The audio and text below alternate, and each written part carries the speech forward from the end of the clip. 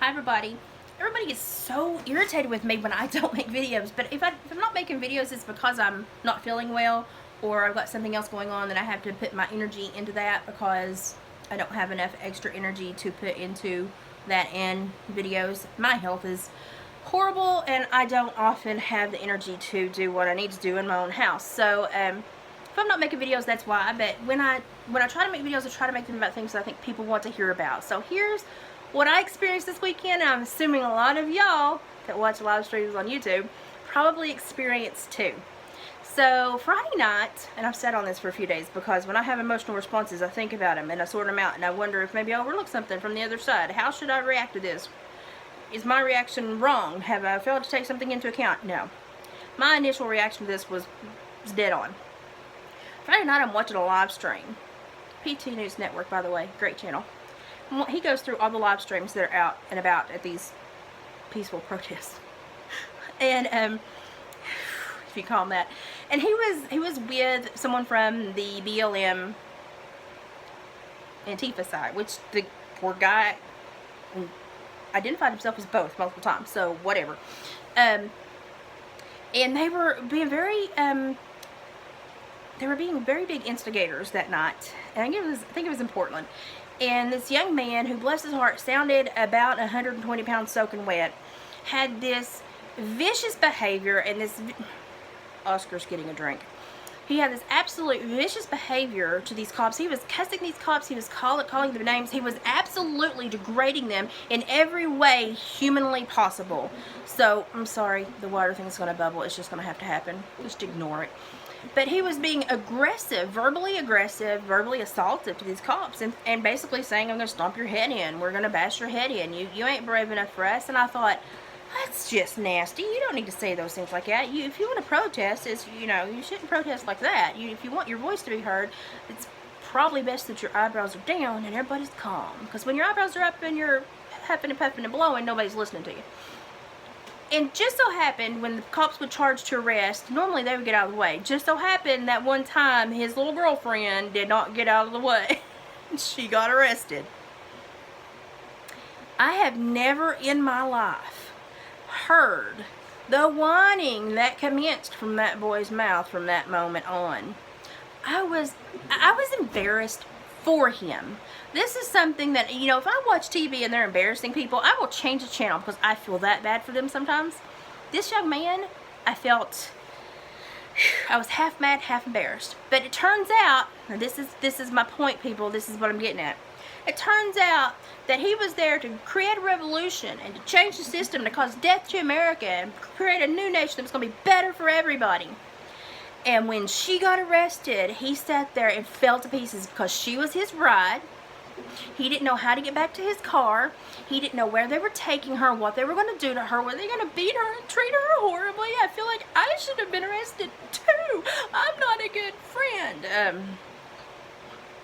So I sat there and watched this young man who was trying to create a revolution in a country that he knew nothing about. He's trying to overhaul the police and judicial justice systems basically all across the nation, and he didn't even know the next step in the process. Now, I'm sorry, but if you have a valid attack plan, you are 5 or 6 steps ahead at least. You have thought about this.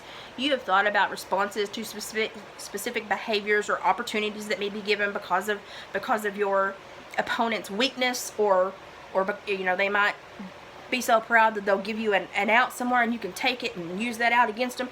He did not even know what happened when you were arrested. He had to then call somebody he called Mama. I don't know if it was his mother or somebody else, who had to walk him through the process. And he then cried for another 20 minutes. And was just, separation anxiety was horrible. Codependent as the day is long. And I sat there and I thought, these are the people that are running the roads, that are running into residents' private property when the cops come after them so they can hide. Little teasers. And causing residential areas to get tear gassed to where the residents are being affected, and causing harm and displacing people and burning down cities. But he doesn't know what happens when he gets arrested. Don't you think that if you go out to do that crap, you might ought to know? Don't you think that if you get brave enough and you think you got a pack of cojones big enough to put a Huffy bike helmet on your head and super glue GoPro, don't you think you might ought to think 4 or 5 steps in advance? You know, you walk behind the horse, it might kick, you might ought to think about that.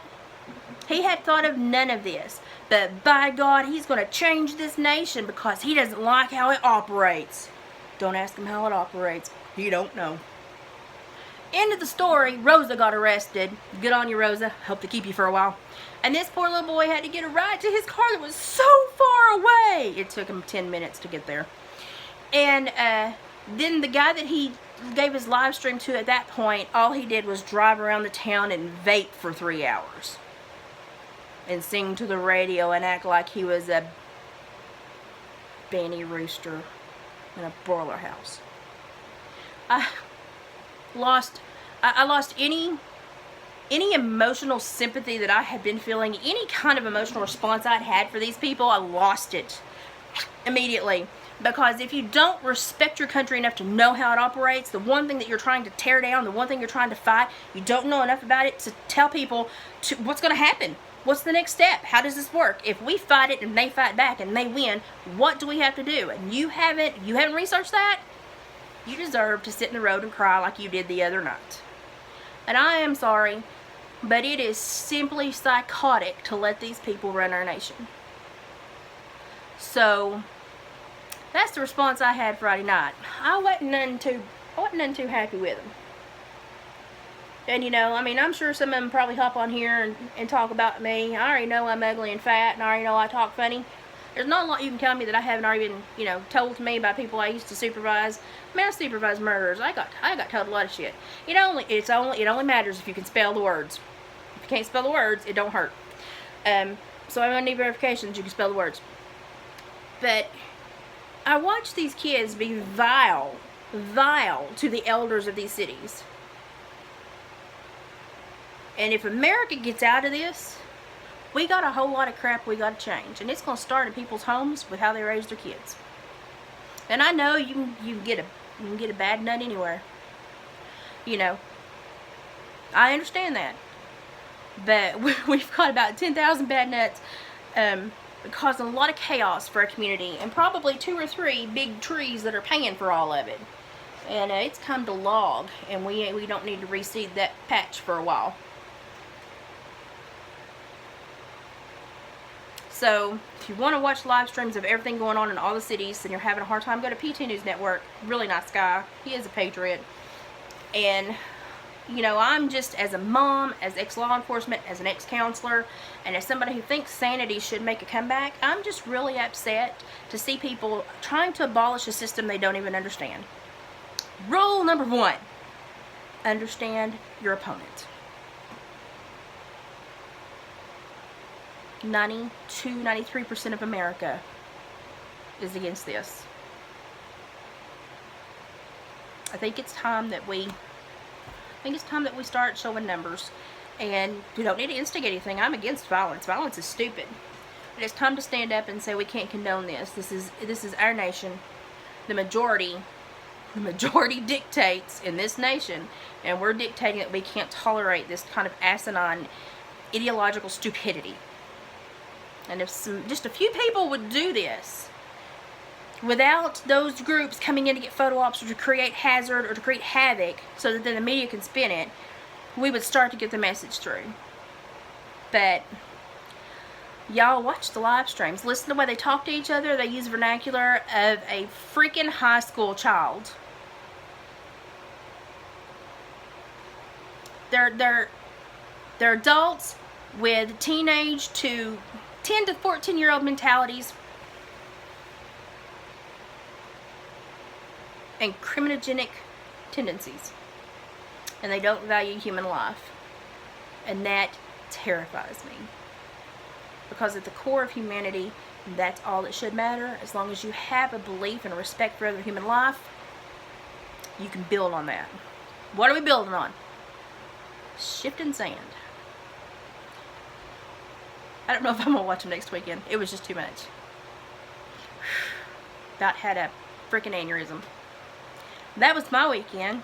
And I'm hoping this week goes better health-wise. And I'll try to check in again if my ability allows me to. Mama Liz out. See y'all.